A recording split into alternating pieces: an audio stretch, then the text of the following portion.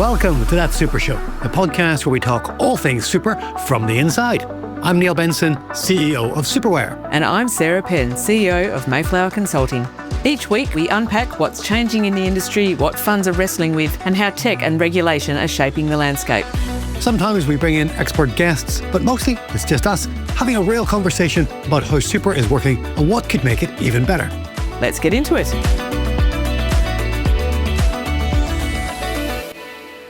Well, welcome to episode number 10. We have reached double figures. Hi Neil, how are you? Hi, I'm doing awesome, Sarah. It was great to see you in Sydney this week. Thanks very much for catching up and impressing the socks off my 10-year-old daughter, Zana, who joined us.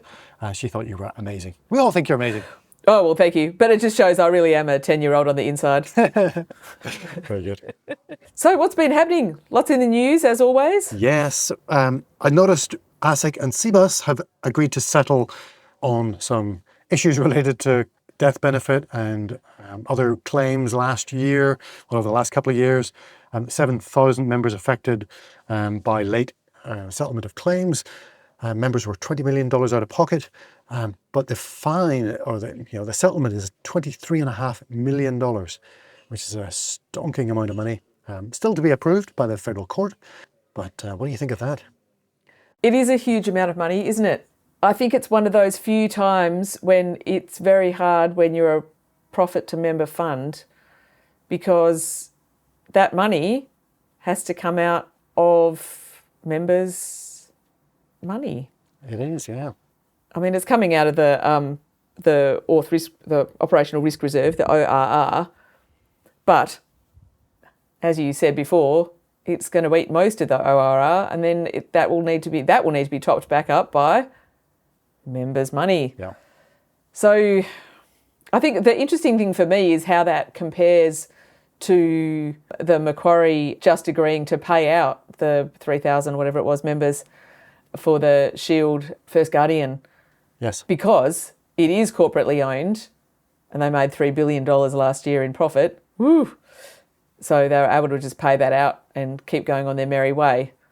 Yeah, it shows you the stark contrast between a retail fund and an industry fund when it comes to ownership and these kind of risk reserve pools. Even a very, very large industry fund. Yeah. It's like CBUS is one of the biggest ones. So I'm glad the matter's behind them. I hope everybody can move on and they can improve the level of service. I did notice that CBUS and MUFG have also settled their dispute over the same matter. I don't imagine there's going to be a lot of Christmas card writing between the two of them this year, but hopefully they can move on. Although maybe financially, maybe they'll be able to claw back some from MUFG, which will help offset the 23.5 that's about to leave the front door. Yeah, perhaps. Man, that must hurt. Yeah. Well, my thoughts go out to everybody in CBUS. Hopefully we can close that chapter and move on. Oh, dear me. Next one, you found a interesting article that points out, because someone's added it up, because they clearly were having a very boring day in the office, there are now 20 different tax rates within super. That's right.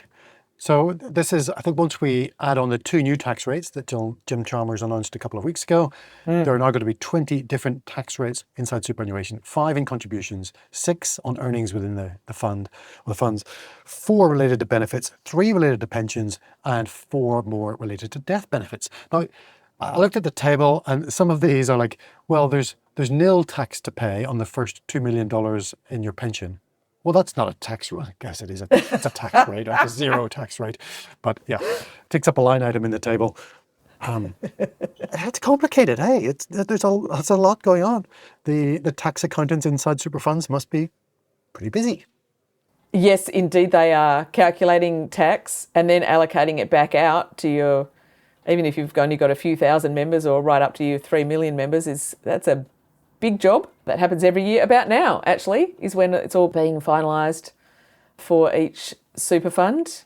I do think, though, it is a bit of a beat up. I mean, because it's such a large system for so many people, it does need to have different rates in it so that it can be fair across the whole machine. In fact, I saw some data from when Simpler Super came in. Must have been about 2005, 2006, about then. The Peter Costello special, when they got rid of reasonable benefit limits and they really flattened it out. And then someone did the work a couple of years after that, or in the mid-teens, and looked at who was getting all the benefit out of super. And because they'd flattened it out so much, what actually ended up happening was about 80% of the tax benefits of super were going to the two highest, or the highest quintile of people. So it was astoundingly unfair that something was supposed to help everyone retire better. Nearly all the benefit was going to very rich people, which, you know, it's lovely if you're one of them, but it's not really the point, team. And interestingly, since then, with all the stuff that's come in with the 1.6, which is now higher cap, and now there's 3 and 4 million changes and blah, blah, blah, which has meant we've ended up with these 20 different tax rates. But it does mean that the tax benefit of super is not quite as skewed as it was before. I agree. I think we'll continue to tweak it as well. It's never going to be perfect. Yeah, definitely. I think so too. It's like income tax rates, really. You know, they change all the time. Every year they're tweaked in the federal budget. Sometimes there's a bit of talking about it, but often there's not very much really. And we all just sort of get on with it. And we know that it's part of making sure there's enough money in the coffers to have roads and education and hospitals and all those other things that we expect to just magically always be there. And hopefully super is now getting into that bucket as well. My wife, Natasha, used to work at a big FMCG company in London, and I don't think they ever got there. One of their goals was every time they invented a new toothpaste was to take another toothpaste off the shelf so that they recognized that poor consumers didn't want to have to choose between 400 different toothpastes. Correct. We do appreciate choice, but sometimes choice can become overwhelming. I wish we could do similar things with taxes as well. Yes. One in, one out. For every new one you want to add on, you got to take away another one and keep the system as simple as you can. True. Well, interestingly, when the GST came in was it 2000? I think it was because it was about the same time as the year 2000 bug was going to stop all the computers working, which of course didn't happen. The GST did get rid of a huge raft of other taxes, actually, and did simplify things considerably. So there you go. That was one good one. Who still shakes his fist at every government who's ever sat in Parliament since. It was supposed to get rid of stamp duty as well, I think, and it didn't. And other taxes, but yeah. We still have a very low rate of GST in Australia compared to other countries, so I will thank my lucky stars and we'll move on. Yes, that's right. Don't look over here. No. Look over there. Our friends at ASFA have published a new white paper or new report on superannuation account balances. I think they get a huge trove of anonymous sample data from the ATO. The data goes back to June 2023, so it's not quite current. So, for example, it's hard to know what the impact of the 12% superannuation contribution rate will be probably for another couple of years. But the report makes pretty interesting reading. If you like lots of stats and data, get into it. The headline... Which we do. We do. That's what the show is all about. The headline there is a 30-year-old today who's got a balance of $30,000 in their superannuation accumulation account can expect to retire with $610,000 in super, which is just above ASFA's $595,000 comfortable retirement standard. So that's pretty good. I think the system, if that's true, the system's working as intended. Yeah, I think it is too. I mean, super only started, I know other people were already getting superannuation for various reasons, but it was legislated in 1992 at 3%, which was going to ruin the entire economy, and we were never going to come back from it at the time. Of course, that didn't happen. I was 17 then. So people who are my age, which is 50 and older, we've only had the very slow ramp up to the 12%.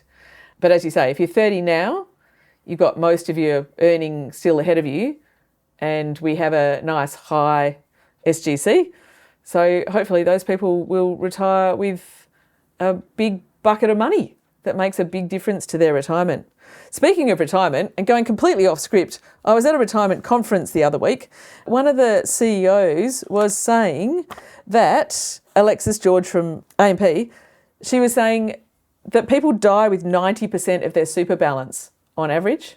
Oh, well, let's talk about that. We're going to have a little segment in this episode on the retirement income covenant. Yes, indeed we are. Passing away with too much left in your super, it's not a terrible thing, but it's not as bad as running out of money. But It's an issue for part of the system, right? People carrying large balances when they pass. And how can we help them avoid that? Is it appropriate that we do that? Just coming back to the ASIC account balances, I had to remind myself, going back to my maths stats classes, the difference between an average and a median. Oh, yes. For men over 15, the average balance is 192k, and the median is only 68. A massive difference between the average and the median, which must mean that there's Yes. some massive There are. balances out there dragging the average up that don't Yep. impact the median. For women over 15, the average is 154, which is about $40,000 short of the balance that men have. And the median is 54, which is $14,000 short of the balance that men have. So I've got some work to do. We've always got some work to do in gender equality and superannuation. Yes. Well, because it's based on your working patterns and your income, both of which are skewed towards male. Men earn more and have less time out of the workforce. Yes. It's a bit hard to see how it's going to end up with any other difference. It's interestingly, there's because as part of the 3 million, 4 million tax, there was also the extension of super is going to be paid on government paid maternity leave, I think, was part of that. And I know everyone does a bit of rah-rah about it, but it's such a small amount of money in the scheme of things. It's barely makes a dent. I feel like that sort of stuff's fiddling around the edges, more promo Yes. than really doing anything useful. But that's just me giving the world the side eye. I think you're right. I think the announcement that the government made that they were going to pay superannuation contributions on maternity leave, government paid maternity leave, adds up to a couple $100 or maybe $1,000 or something. So it's not going to make a huge impact on these stark differences in the superannuation balances between men and women. But step in the right direction. Just needed to take a much bigger step. Yes. I mean, what will fix it is closing the gender pay gap and making sure that men and women equally take time off for child rearing. That's basically it. The rest of it's just fiddling around the edges. I think I'd like to see some data on this. I think one of the big differences is also when a couple divorces, if one Yes. partner gets to keep $1 million superannuation balance and the other one keeps $1 million in cash, those two things are not equal. You can't get $1 million of cash and put it into superannuation and be left with $1 million. So there's a disparity there between the settlements. And I'm sure family lawyers are aware of that and try and negotiate equal settlements. But I know some people who settle out of court or, come up with an agreement between each other. And I'm not always sure if the parties understand the differences in one of them retaining a big superannuation balance and the other one taking a cash or a house that's worth X, thinking it's equal, because there's a big difference. Yes. Well, I think often it comes down to usually the woman trying to keep a roof over her head. And so when push comes to shove, she takes the house and he takes the super, or takes a bigger proportion of the house in to sort of trade off against the super. But yeah, $500,000 worth of house is not the same as $500,000 worth of super. One of them gives you an income for a start. One of them's in a tax advantaged environment. One of them doesn't have a loan against it that you don't get any tax back on, blah, blah, blah. It is an issue. I can see why it happens at the time. The general feel now is that I believe courts do try and go for closer to 50-50 super and 50-50 house. But the problem is if that's leaving someone without a roof over their head and often their children's head, then you can see why it ends up happening. It's not great though. It's not great. So a long way to go.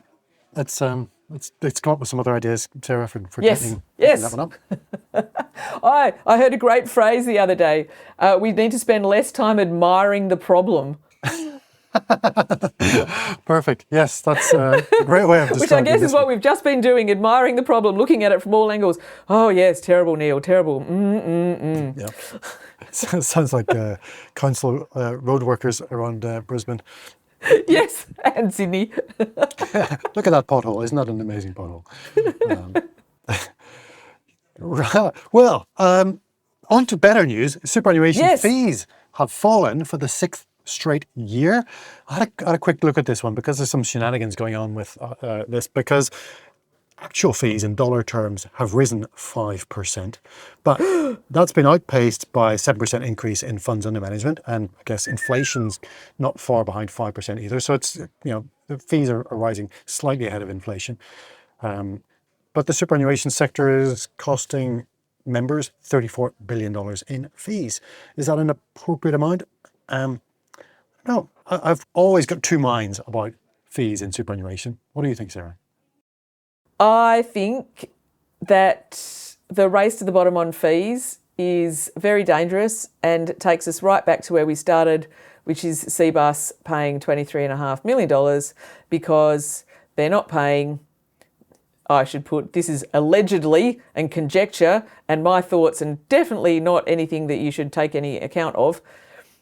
But when you, as an industry, a group of super funds have a race to the bottom on administration or general fees, which then means a race to the bottom on how much you are willing to pay administrators, and then you end up with rubbish administration, and then everyone looks surprised. Yep. One should not look surprised. Yeah. And that is caused not by the super funds, but by the regulators yelling at the super funds constantly that how much they charge is super important and it should be lower, lower, lower, lower, lower.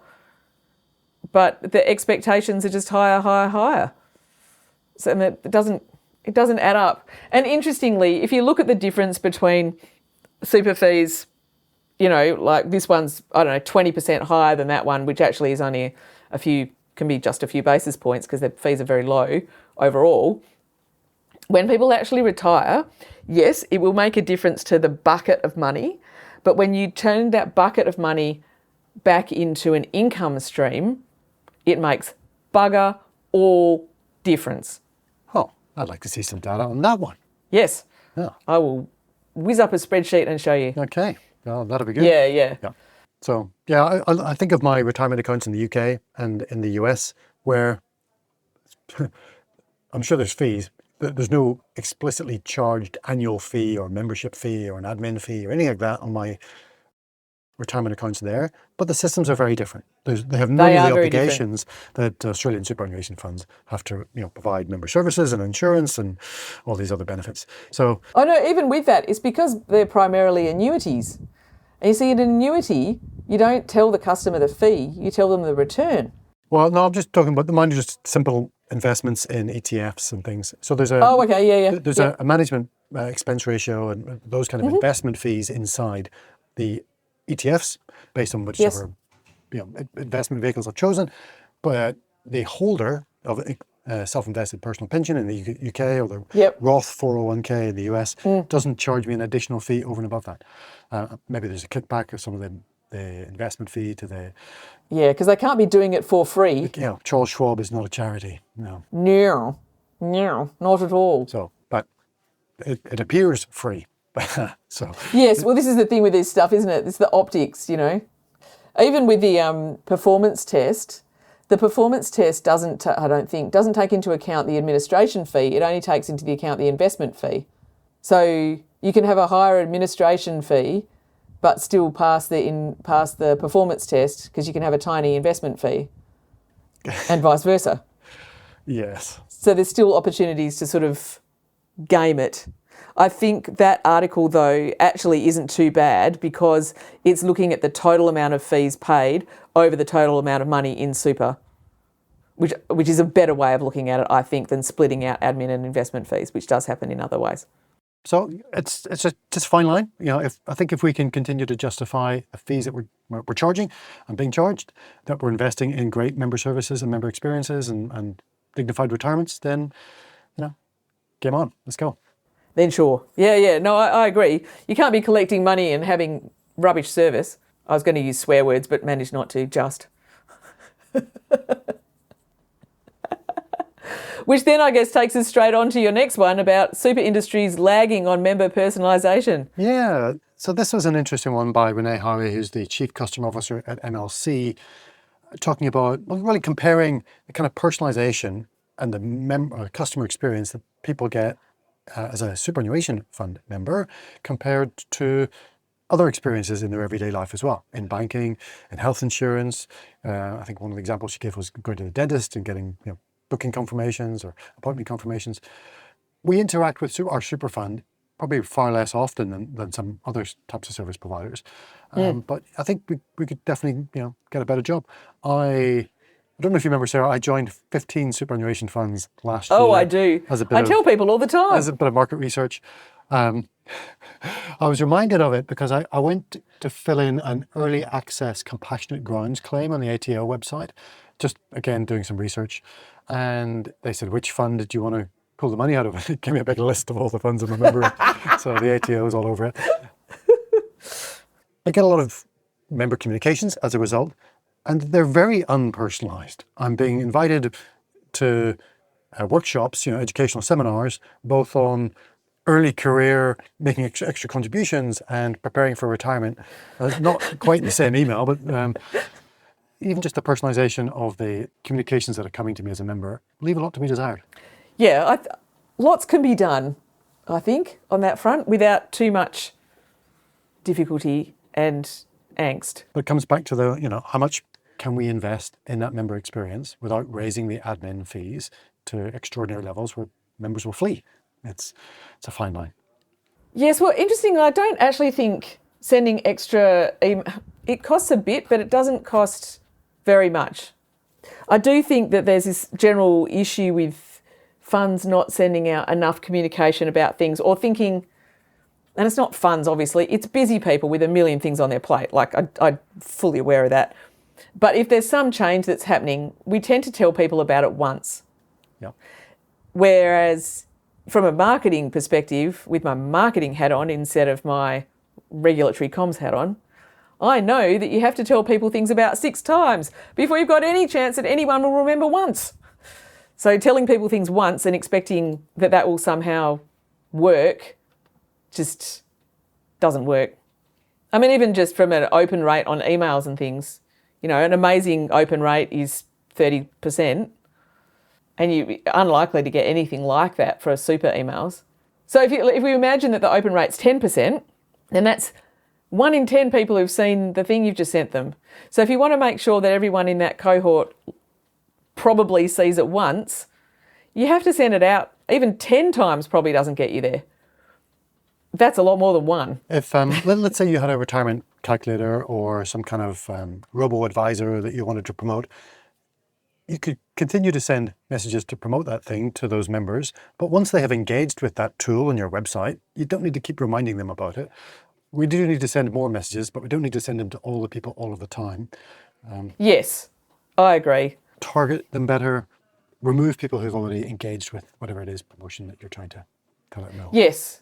And funnily enough, there's loads of systems out there that make that very straightforward to do, even when each of those systems does sit separately. So you're knowing whether or not someone's age is separate system to knowing whether or not they've logged into the portal, which is often the case. But there's loads of marketing systems that sort of sit over the top of that, and you pull in data feeds from both those spots to be able to see what's what, and then you can do the personalisation. Well, let's have some superannuation marketing experts come and join us and explain how it all happens, and yes, to improve the communications being sent out to members. That would be wonderful. Yes, well, speaking of, actually, you and I are both attending the Future of Member Engagement conference on the 18th and 19th of November in Sydney. We will be talking about all those things. That's right. We are. Hopefully there'll be lots of good ideas. I'll have my notebook at the ready. You just reminded me I need to book some travel in the hotel. Thank you. That's right. It's the IBR Engage 2025. And this is the first time the Engage conferences, or is it a forum? The first time the Engage forum has been held, I think. So it's a brand new one on their roster. Yes, I believe it is. Sarah thinks about that hard for a minute. Yes. Anyway, it's shaping up. It looks really good, actually. Stephen Hubbard, who puts the program together, has done a fantastic job. So that's if we can't solve everything over those 2 days, then I don't know, Neil, I give up. So that's for people involved in member engagement, marketing, communications. Yep. All the folks. Admin, risk, anything that's relevant anytime you come near a customer. Let's bring them all along. Good. We'll see you in Sydney. Yes, indeed, yes. Now, the last thing I wanted to talk about on the news front, it's sort of news, but the Retirement Income Covenant. I've been to a couple of conferences just recently about retirement, and there's been much discussion, Neil, about annuities. And I'm beginning to come around to the idea that maybe super funds should do something on that front, which I know they're being forced to by the regulator, so I am the laggard here. And it doesn't negate the problem of selling the bloody things. Some people will run out of money in super. even if they're not a huge risk of running out of money, there are a huge swathe of people who just want to know how much they're going to get and enjoy the certainty of a fixed income in retirement. And annuities play a really important role there in saying you can buy $100,000 a year for the rest of your life at this price.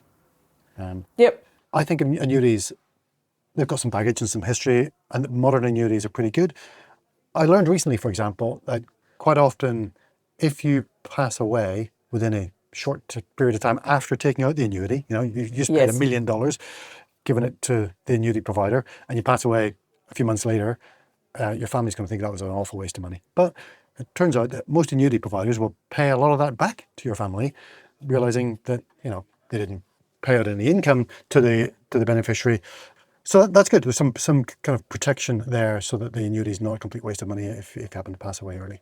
And at the same time, they will continue to pay out in your 90s and 100s if you live much longer than expected as well. So they're taking an awful lot of risk, but the income that you can generate from an annuity is kind of related to the interest rates available, the interbank interest rate at that time when you retire or buy that product.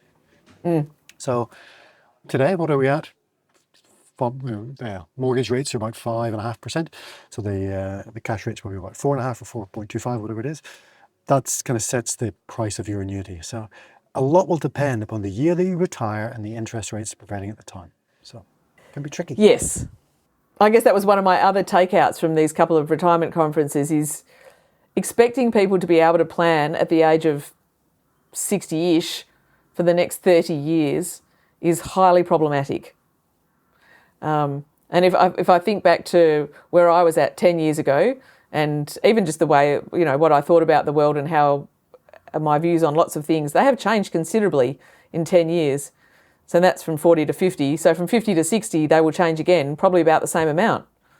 And then 60 to 70, and then 70 to 80, and then 80 to 90 if I'm still going. So expecting to be able to make decisions around the age of 60 for the next 30 years it's very tricky. I did see some interesting things though, where one of the funds was talking about when people retire and when they want to start an income stream, the form that they are given gives them some other rates first that's not the minimum. And it's because it's a digital form, it's based on the money that they have in their fund. So it says, if you take this amount of money per year, there's 80% chance it'll last forever. And if you take this amount of money per year, then there's a 70% of chance it'll last until forever, or 93, whatever the number is. It's all based on your personal life expectancy. And they're sort of big and, in colour and stuff. Then they have a little box underneath or if you don't want any of that, you can just take the minimum. But because of the way they present it, and what they do is it's just a percentage of your balance. So it's like if you take 2% more than the minimum, or you take 3% more, it's that sort of way it's set out. But it gives you an actual number. And they said their take-up of those higher amounts has been absolutely fantastic. And I thought this was really interesting because it's a way of helping people think about how long their money needs to last and whether it's going to last, but not telling them they have to hand it all over and then we'll give you back a bit at a time, which is what an annuity is. And I just think it was a great example of how you can encourage people to have a better life in retirement, which is what your income is supposed to be for, rather than dying with most of it still there. The problem with dying with most of it still there for a lot of people is it means they've been doing without in retirement. If they have a decent amount of money, they've stopped flying overseas because they didn't want to fly business class because it cost too much money, even though they could afford it, for instance. And they've stopped doing other things. They haven't upgraded the car. They haven't done all those other things because they're terrified about the money running out, when they'd be happier and safer and more fulfilled and all the rest of it if they had more travel and they had a safer car. Yeah, and it's not just in retirement that they've made sacrifices. It's in their working career as well. They were probably making extra contributions. Instead of spending more time with their family, then they spent that money on an extra top up to their super, and they didn't spend it in their retirement. That's right, and then it just goes to their kids. which is great, as one of those kids, although my dad's doing a pretty good job of spending his. But a lot of us, we don't need the money anyway. So if my dad does die when he reckons he's going to, which is when he's 100, I'll be 70. And then what am I going to do? I'll be old. Yeah. Or as my daughter says, very old. Very old. Good Lord. So clearly I'm already old. Yeah, climbing Kilimanjaro at 7 years old. Oh, yes, definitely. Thanks, Dad, for the inheritance. Yes. Maybe I'll afford the helicopter flight to the top. So how do you see it panning out, Sarah? Are we going to have some of the Australia's biggest superannuation funds offering more of their own annuities, which they will manufacture and manage themselves? There's a couple of big providers in that space who I guess will partner with a lot of superannuation funds. But then there's a whole, how do we get these annuities into the hands of the folks who want them appropriately? There's a big advice gap, we already know.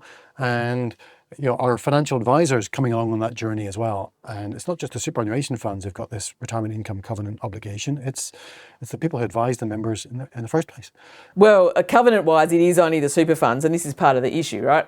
Is that we're expecting super funds to solve a societal issue because they happen to be the ones with the money, which I'm not thrilled about, because I think it's a way for everyone else to walk away and go, by everyone else, I mean government, to walk away and go, well, it's super funds, and if they don't solve it, then, we'll just blame them. And it's like, yeah, but super's not people's only money. Often they've got houses and they've got other investments, there's other things going on, and the super fund doesn't even know if they're married, let alone if they own their own house. Yeah.